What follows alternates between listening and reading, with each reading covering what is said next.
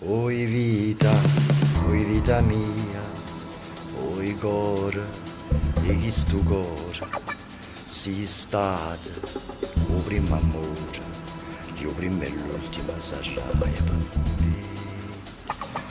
Com'è bella sta canzone, è sempre bella. Si cantava pure in coppa all'arca di Noè. Ovviamente non l'interpretava Massimo Ranieri, la cantava Arturo Faligname, un braccio destro di Noè. È una canzone che si canterà sempre, fino alla fine dei tempi. Come la canzone dei politici. Ve la ricordate? Tutto fumo e niente arrosto.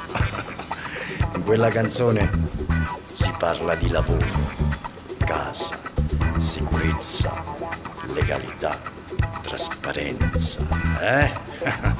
Chi la canta con grinta e cora, vince sempre. Sai sempre. E noi carimma, ci carimma sempre con gli fissi.